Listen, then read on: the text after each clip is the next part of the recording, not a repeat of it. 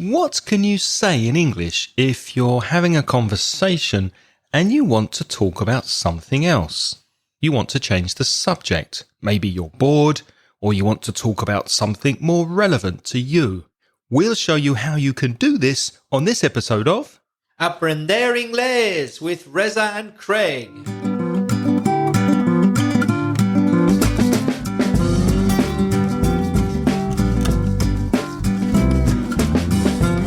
Hello and welcome to the podcast. I'm Craig. And I'm Reza. And with more than 45 years of teaching English between us, Reza and I are going to help you improve your English and take your grammar, your vocabulary, your pronunciation, all aspects of your English to the next level. How are you doing, Reza? I'm doing pretty good, Craig. How are you? Yep, I'm feeling great. Enjoying the weather in Valencia. Good week so far. What about yourself? Busy, lots of corrections, end of term things to do as a teacher, but I'm enjoying myself. Pleased to hear it. Well, to begin this week, we have some voice feedback from Alberto from Italy, who speaks about the podcast we did on Italy back in episode 209, so inglespodcast.com/209. Let's listen to Alberto's message. Hi Craig, hi Reza, here is Alberto from Italy. Well, it's very strange for me to speak in a microphone with you and in English. Anyway, let's try. I was very excited to listen to the podcast about Italy, and there were so many things to say you, and so I prefer to send you an email. I hope you will read the email and you will find it interesting. If there is any question, please ask me. And for this moment, I just want to thank you and say you bye-bye. Well, it's really good to hear your voice, Alberto, and your excellent pronunciation. Wasn't that pronunciation really clear and easy to understand? It was, Alberto. I wouldn't know that you were Italian if you hadn't told me. You don't have a particularly Italian accent. Very good pronunciation. Also, the audio quality of your message was very, very good, so thank you for that. There's just one thing I'd like to say, and you said there's some things to say you. Remember the two, because you say to someone. So tell does not have to. You can tell me something, but you have to say it to me. So it's better to say things to say to you. Reza, did you notice anything else? Yes, the same mistake in another place. You said to say you goodbye. It should be to tell you goodbye. The same mistake in another sentence you made. Be careful with say and tell. And Alberto also sent us an email with some comments and feedback to that episode 209. So let's just read his feedback and see if Reza and I have any comments on it. The first thing that Alberto said was on tourism. He said that the tourism in Italy is only 11% of the gross domestic product, or the GDP in Italy. Now, GDP in Spanish is PIB. In Spanish, you say Producto Interior Bruto. Well, the English equivalent is GDP, or gross domestic product. And Alberto thinks it should be higher. And I was curious, so I Googled it, and Spain's GDP apparently is 16%, according to La Caixa, which was from 2017, the research that they did. That's possibly the highest in Europe. They get more tourism. They earn more money from tourism than other European countries. I did not know that. Well, actually, though, Italy gets more tourists than Spain. So that's strange. But obviously in Italy, you must be making money in other ways. That's why the percentage is lower. Perhaps there's more industry in Italy. But I know that Italy gets more tourists than Spain, even. Alberto says that we were right, that Italians do have a particular love for food and wine and appreciate the delicacies that go with good food and wine, like truffles that Reza and I mentioned. And he says the most famous truffles and most expensive truffles in Italy, or maybe in the world, is the white truffle from Alba in Piemonte, northern Italy. And one thing I didn't know was that Alba is also the place where Nutella was born. Did you know that? The Nutella comes from there? I didn't know. It's strange because Nutella is something I really don't like at all. Me neither. But Italian truffles are something that I really love. Both from the same place. Wow. And strangely, I love chocolate, but Nutella, for some reason, I think I don't like Nutella because every place in Spain puts Nutella inside croissants. That's that's used a lot in pastry making here, and it gets a bit boring. And it's just too sweet for me. Yeah, very sweet. The sugar content's too high. If you're thinking of traveling to Italy, Alberto recommends a region, an area in the north near Verona that I visited, and he suggests Cremona, which is a nice place to visit because it's not very popular or touristic, not like Venezia or Roma, but it's very nice. And Alberto says it's near Bergamo, Mantova, Milano, and not far from Ferrara and Padova, and near Garda Lake. So that kind of area of Italy, the north of Italy, I'd love to go there and visit again because I don't remember much of my visit there many years ago. So I'll definitely be going there as soon as I can to visit those places. So thank you, Alberto, for those recommendations. Yes, a few people from my family, both my brothers and my sister actually, have been to Lake Garda and they loved it. They said it was really nice. And my brother's been to Verona many times and he loves it. He goes there virtually every year. He's such a big fan of those places. Alberto says he lives in Milan. And I think I mentioned back in episode 207 that friends of mine had not particularly liked Milano when they went there a few years ago because it was very noisy, quite polluted, lots of traffic. But Alberto says it's really cleaned up in recent years and there's less pollution. People are investing, the government's investing in recycling, public transport. There are electric buses and underground trains. So generally, he says it's really, really improved. It's one of the most modern cities in Italy with new buildings, new skyscrapers, obviously the Fashion Week, Design Week. So lots of cultural activities in Milan. One of the things I heard about Milan was that there's a big problem with mosquitoes in the season. Is that true, Alberto? Let us know. I've heard that because you see there's a swampy area, un marjal, near Milano, and I've been told that it causes problems with mosquitoes. I wonder if that's true. So Alberto agrees with you, Reza, when you said that there's a tendency to judge other people by what they wear, by their clothes, and how they combine or match colours with clothes and so on. He says, yes, it seems that sometimes we are obsessed with appearance, and it's true. Nevertheless, Alberto says he loves the way that French, Spanish, and English behave. He says, when I travel to those countries, for example, it seems that you could wear shorts also in an elegant restaurant and nobody will notice it. It's not a problem. Well, maybe people do notice it, but we just don't care. I've been to places in Moreira where my family live, or here on the coast of Spain, and I see people dressed in restaurants with shorts and vests. A vest is like a t-shirt with no sleeves. How do you say vest in Spanish? A sleeveless t-shirt. Una camiseta sin mangas. Sin mangas, yeah. And for me, that's going too far because in a restaurant, you'd expect your upper body to be covered. So you can go too far, I think. And by the way, Alberto, I think on the whole, Italians dress well. I mean, when I was making fun about the Italians walking down the street in Dublin with the jumper over their back tied at the front, you know that's an Italian. True. And it's kind of funny, but hey, he looks great or she looks great. You know, Italians generally have a good sense of fashion. That's probably why Milan is Europe's fashion capital. They're very stylish. And what Roberto says about that comment, Reza, is that he says it's true. And he says, I don't understand how it's possible. I mean, I'm walking along a crowded street, maybe Oxford Street in London or Fifth Avenue in New York City. And a guy stops me and says, Italiano? How do you know that? And now he realizes it's because of our clothes or our shoes or something. He know that because you look like $1 million, as they say in these Hollywood films with Italian Americans.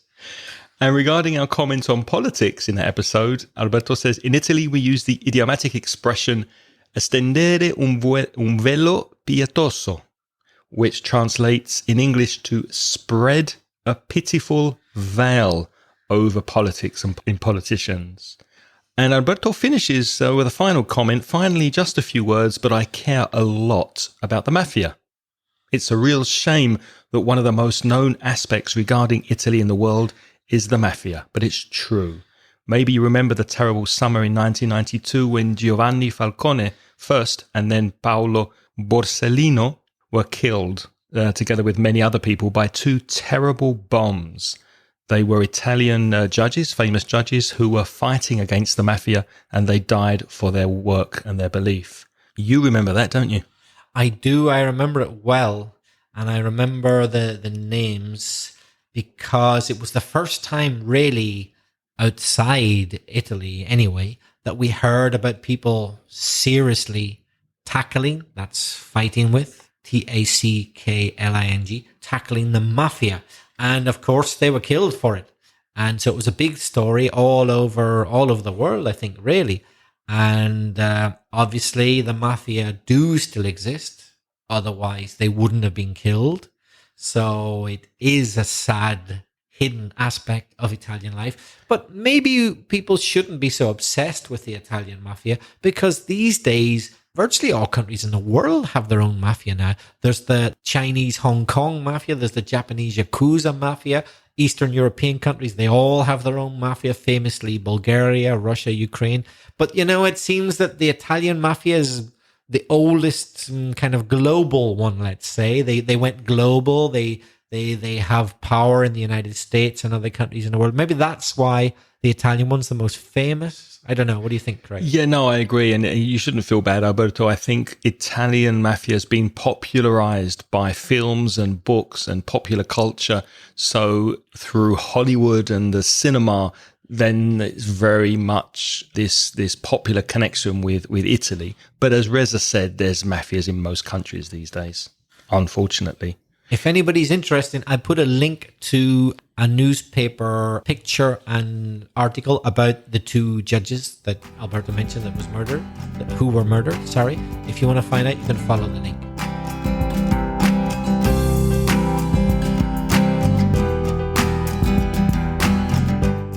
By the way, I think it's time to talk about changing the subject. So, that reminds me. Shall we speak about expressions used in order to change the subject in English, like by the way, and that reminds me? I nearly forgot. Yeah. I nearly forgot we were here to talk about changing the subject. Yeah, I wanted to mention that. So let's look at some expressions that we can use to help you. If you're in a conversation in English and you want to speak about something else, how can you effectively move the conversation onto a different topic? Well, we've already mentioned 2 or 3. You could say, by the way, por cierto, a propósito. By the way, or incidentally is another expression you could use. What else could you say, Reza? Simply anyway is a good one.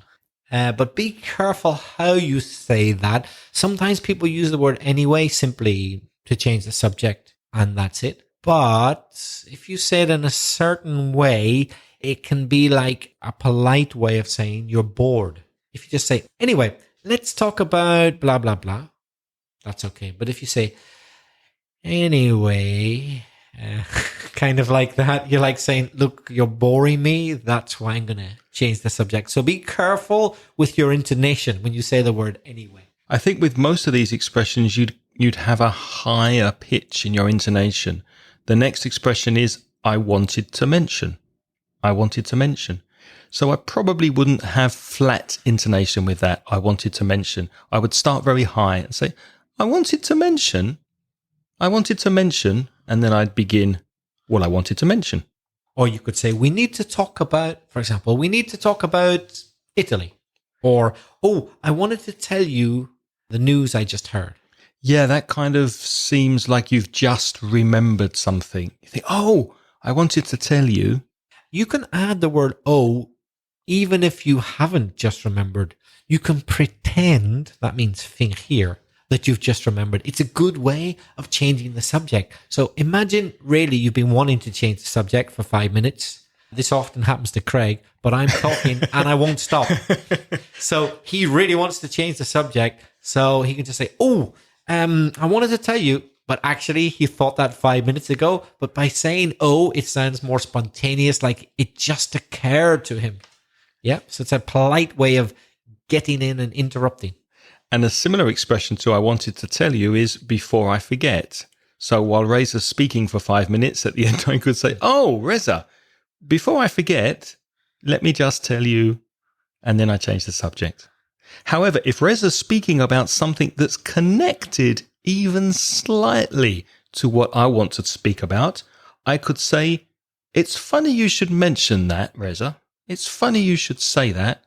Now, this use of funny is not humorous, not ha ha ha ha, you're not laughing, because funny also has the meaning of strange or unusual or odd, O-double-D, or in this case, incidental. So it happens coincidentally. So, it's funny you should mention that because, and then you say something that you thought of. There's another common expression, but be careful with it. It's similar to anyway. It depends how you say it. Changing the subject. Now, if you are listening to someone and you say, changing the subject, I just wanted to mention blah, blah, blah. Okay. But if you say it kind of like this, changing the subject, you're like saying, yeah, I think we've spoken enough about what you were talking about. So no more of it. It's getting boring. So be careful with your intonation. Sound interested when you're saying changing the subject. Don't sound bored or you'll maybe cause offense.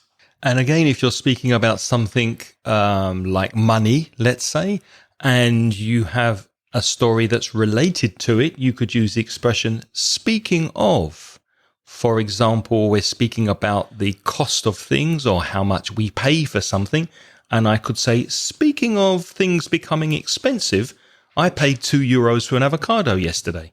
So speaking of is another way you could connect something to something that's being said. Speaking of money, could you lend me €50, Craig?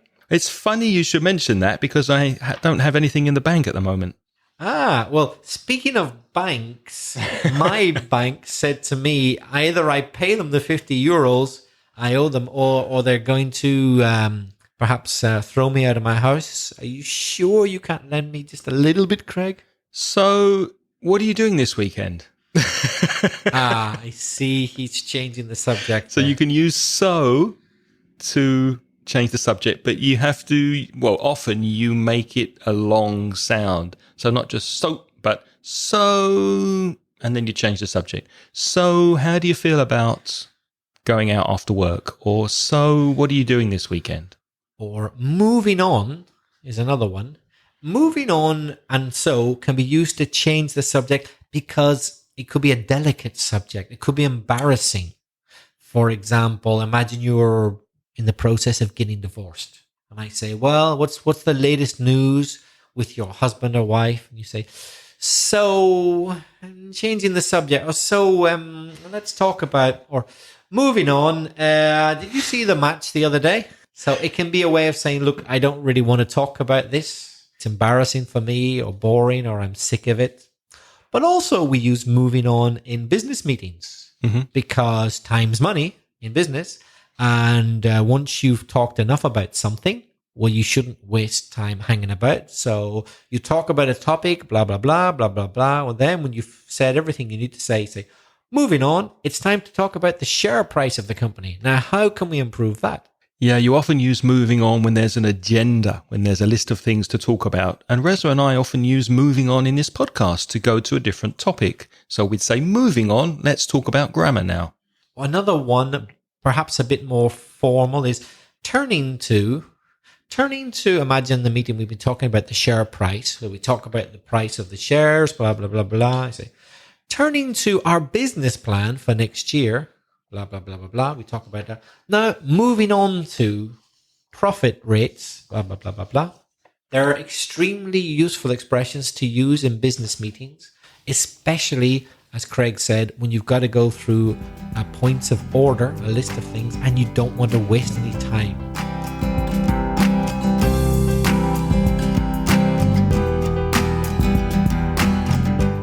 So let's practice this. Moving on to the practical part of the podcast. Reza's going to tell me what he did yesterday, and I'm going to change the subject as many times as possible and as naturally as possible, so you can hear some of these expressions in action. Reza, what did you do yesterday? Well, yesterday, Craig, do you remember I told you I thought I was going to have loads of students' corrections to do of tests? It's funny It's funny you should mention that, because I was marking tests as well last week, and they had very good results.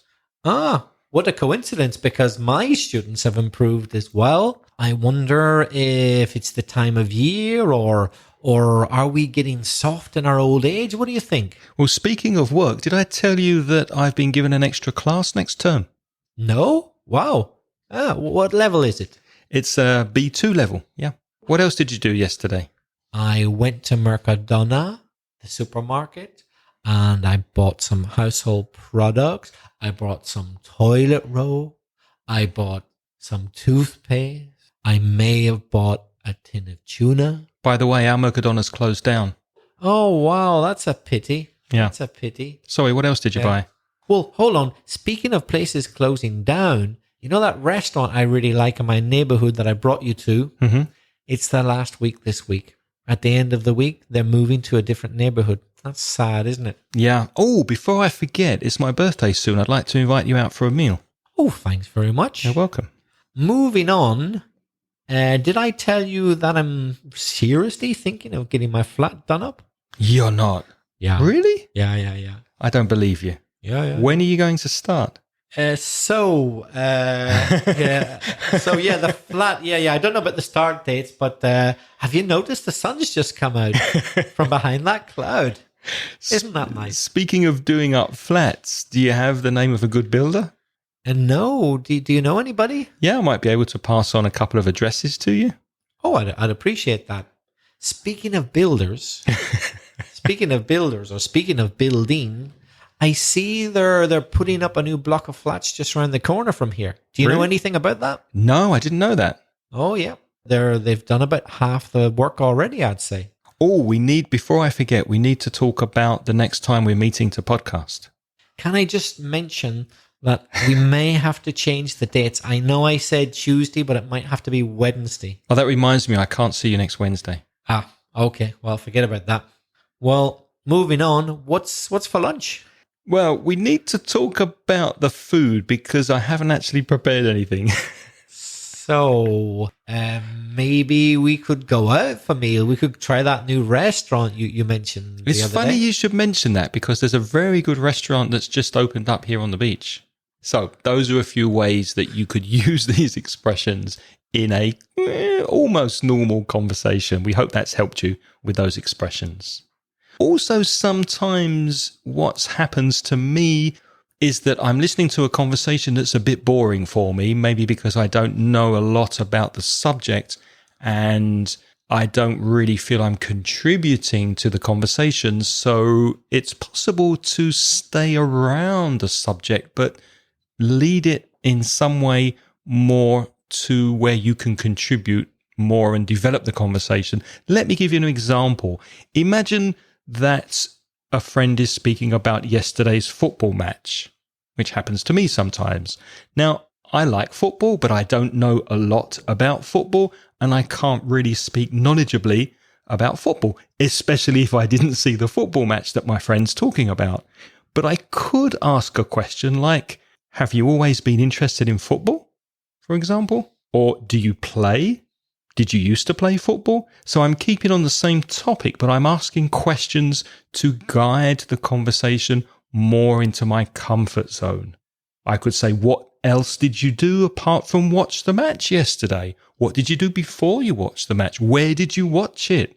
Would you really like football? Would you be willing to go to another country to see your team play? So you're staying on the same subject, but you're developing the conversation. but it can lead to you being able to change the subject then. So it can be like a bridge, let's say. So imagine you say, oh, would you be willing to travel to another country to see your team play? And the person says, well, yes, in fact, I'm such a fan of the Colombian football team or the Spanish football team or the Costa Rican football team or whatever. I'm going to Russia in a couple of weeks to see them play there. You can say, oh, I've been to Russia. And then you can start speaking about Russia if you're more comfortable talking about that than football, for example. So you can use it as a bridge to get out of the topic. Yeah, and to try and find some common ground with the person you're speaking to. Now, sometimes this happens or can happen when you're in a social situation. Say, for example, you're at a conference, a work conference, or at a party, and you're speaking to somebody that you want to stop speaking to. Because sometimes at conferences, you start a conversation and after 5 minutes, you want to move on to speak to somebody else. Reza, could you think of some tactics or techniques or language that could help you break away or go away from that person and maybe start a different conversation with another person? Well, it's pretty basic, but it works. Just say to the person that you have to go to the toilet, for example. So you want to get away, you say, oh, sorry, I just have to go to the toilet, but I'll be back in a minute. Or, oh, excuse me, but I ordered a drink at the bar and I have to go and collect it. Mm-hmm. Or, oh, I nearly forgot. I just have to go outside for a second and make a phone call. Would you be really honest in that situation, Reza, and say, I'd like to mingle, I'd like to meet some more people, and then just go? No, I prefer to lie. Sounds like you're saying that person's boring because you say you want to mingle. Well, you are mingling, but you're effectively saying, but I want to mingle with someone better than you. So yeah, I agree. People have done it to me, by the way. Mm-hmm. I haven't done it to anybody, but it has been done to me. Has it happened to you? It has happened to me. I understand why people want to move around the room at parties and conferences and speak to as many people as possible. What you could say that I think is acceptable without being so blunt or so obvious, you could say, well, it was nice talking to you. I hope I'll see you again later. And then you could smile and move away. I think that's acceptable. Make sure you tell the person that it was nice speaking to them and that you hope to see them again or you look forward to seeing them later. Then you could move away. What you can do at conferences, or indeed anywhere really, is eavesdrop. That's EAVESDROP, eavesdrop. That means to listen to a conversation which you're not part of. So you can be near the group that are talking, or the couple of people that are talking and listening, waiting for your chance to get into the conversation. So, for example, they're talking about the football match yesterday, but you're not really interested in football, but you can use it as an excuse to get in. They say, blah, blah, blah. Did you see the match? You say, oh, were you talking about the match yesterday? My Uncle Bob played for whatever the team happens to be for 20 years. So we've always been nuts about this football team or that football team, whatever. And so you're talking about football. They might say, oh, really? Blah, blah, blah. I say, oh, yeah, he was a fascinating character, my Uncle Bob. He was also a writer, or he was also, imagine it's a conference about dentists. He was also a very good dentist. And there you can start talking about dentistry. And if you do go up or approach a group of people who you don't know, a very easy way to become part of the conversation is to ask a question.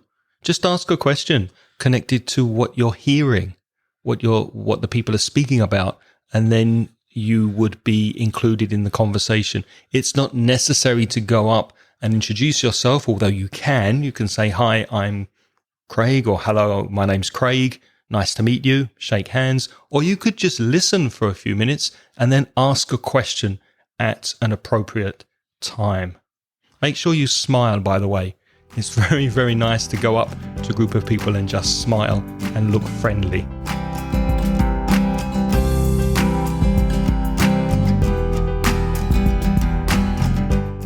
Reza, have you ever been in any awkward, difficult situations socially with people you don't know? Any uncomfortable encounters or social situations? I have. Nothing really, really extreme, but I have felt uncomfortable for a few minutes. but I always end up either making an excuse and leaving, or the person or people making me uncomfortable leave. So it's never lasted more than a minute or two, usually. Although from time to time, I find myself in a position I don't like at all, which is when I'm in a room with just one other person, particularly if that person got there before me. I feel it's my responsibility to acknowledge their presence because they were there first. So I say, oh, hello, good morning, or good afternoon, or a nice day, isn't it? Something like that. And if they don't answer me, I find that incredibly awkward, very difficult, because now I don't know what to do. If it's a room that I have to be in, it might be a doctor's waiting room, or it might be some place at work where we both have to be, something like that. I find that very awkward. So what do you do? Do you repeat the question a bit louder, or you just say nothing? I just say nothing because I don't really know where to go. I interpret it as them saying, listen, I don't want to get involved in a conversation with you, but I find it really, really stressful. I don't like it at all. Has it ever happened to you? Not that I can remember, but I do remember a teaching conference that I went to in the UK. And there are lots of people in the pre-conference party. It was kind of like a cocktail party for an hour at the beginning of the conference to open it. And I didn't know anybody there. So I had the uncomfortable situation of going from group to try and meet people and start conversations. And it was really, really difficult because the people who were at the conference went every year. So they're in very tight, cliquey groups. If a group is cliquey, everybody knows each other and it's quite closed. And it's very difficult to join the group because they're very friendly. Maybe they're from the same school or university, and it's difficult to enter into their group. So in the end, I just went from group to group trying to start conversations, and it was really uncomfortable because they weren't very accepting of me as a strange person, and I felt very uncomfortable. Where did this happen? This was in a teaching conference a couple of years ago in Birmingham. And what nationality were the people there? Was it a mixture? It was a mixture, but mostly British. I'm not entirely surprised to hear that. But they all knew each other because they were regular attendees of the conference, and I was the new guy. Yeah. So nobody knew me. At the risk of stereotyping, I think the British can be quite bad for that compared to other nationalities. Not all British people by any means, but I would have been very surprised if you had said the United States. I think it's much easier to go up to a stranger in America and talk to them. Something I really like about Americans. It's no big deal to just approach them and say, hi, I really like your shoes or something like that. And you got a conversation or like, hey, I couldn't help but hear your accent. Are you from, wherever? And you're into a conversation. But in Britain, not everybody responds so easily. A lot of British people don't like the topic of a conversation to be changed by an outsider. They'll give you a look perhaps like, well, who are you to change the topic? You know? Exactly. Actually, I'm going to a conference in America this year, and it's a podcasting conference. So 2 reasons why I'm really looking forward to it. First of all, it will be mostly full of Americans who are friendlier, I think, than British people. And secondly, because they're podcasters. And I think podcasters are very, very friendly people. Very nice and friendly, aren't we, Reza? That's what I think. Funny we agree about that, isn't it? So we hope those expressions have helped you a little with your subject changing. Please send us your feedback and tell us what you think. You can send a comment or question by voice message that we prefer. Do that on speakpipe.com/inglespodcast, or send us a recorded MP3 file by email. Our email addresses are, for me, Craig@inglespodcast.com. And for me, belfastreza@gmail.com. And before we say goodbye, we would like to thank our wonderful sponsors. Reza, who are they? Well, first of all, many thanks to our gold sponsor on Patreon. That's Bruno. He organizes walking tours of Copenhagen through his company, CopenhagenWalkingTour.com, in both English and Spanish. He also organizes walking tours of the favela in Rio de Janeiro. Have a look at favelawalkingtour.com.br. It's a safe tour. It's organized by locals, and they know what they're doing and where they're going. And we'd also like to thank all our other wonderful patrons who are supporting the podcast with their donations. They are Ana Giovanna, Dana Constantin, Pachi Ibañez, Manuel Tarazona, Juan Carlos Rodado, Maite Palacín Pérez, Lara Arlem, Nestor from Luces Extrañas, María Gervate, Lorena, Sara Jarabo, Carlos Garrido, Mamen, Juan Leiva Galera, Corey Finneran from ivenv.com, Miren Full, Jose Luis Arregui, Agus Paulucci, Mariel Riedemann, Manuel García Petegón, Raúl López, Rafael, José Manuel Fernández Picazo, Pilar Martínez, Gambate Blog, Igor Garmendia, Ignacio Espona, Kieran, Ana Ibarra, Marina Ortiz Pena, Juan Carlos Pantín Fernández, Alejandra Pluma, Alex Cuadra, José Emilio Villena, Esperanza Colmenero, Emilio Manuel Martínez Rivas, Chema Santa Cruz, Ana Fernández Monterrubio, Carlos Cano Domingo, Gustavo Antonio Díaz, José Antonio Muñoz, Eva María Elizalde Martínez, Arminda Fafo, Carlos Sánchez, Elvira Cortés, Francisco Javier Alejandro Sebastián, and our latest new patrons, Andrea Mio, Rogelio Menéndez, Antonio Lafuente, Eloy, Pablo Martínez, Miguel, Javier Correa Zambade, Alejandro Martínez, Alejandro Ventura, and I think that's the lot, isn't it, Craig? Yes, our list is getting longer and longer every week, which is something that we both really, really love, because that means more people are supporting us and appreciating what we do. And we will continue reading all of those names and all the new sponsors that join us on Patreon, because we think it's very important that you hear how much we appreciate you. You can join our program for $1 per month, and with that you get instant access to recent transcriptions of the podcast, which are lovingly transcribed by Angelica Bello from Madrid. If you want to join that list, go to patreon.com/inglespodcast, and thank you very much for your support. Also, thank you to Patricia Alonso, who continues working hard to transcribe episodes for you. Actually, not only Patricia, but in the past we've had others helping us, like Arminda from Madrid and Alberto from Granada. So thank you for doing that. And we now have 3 on the website, episodes 1 to 22 and episodes 131 to 142. And until next week, it's goodbye from Reza. And bye-bye from Craig. Speaking of next week, what are we speaking about on next week's podcast? Oh, I nearly forgot. It's modal verbs in the past. By the way, the music in this podcast is by Pitts. The track is called See You Later.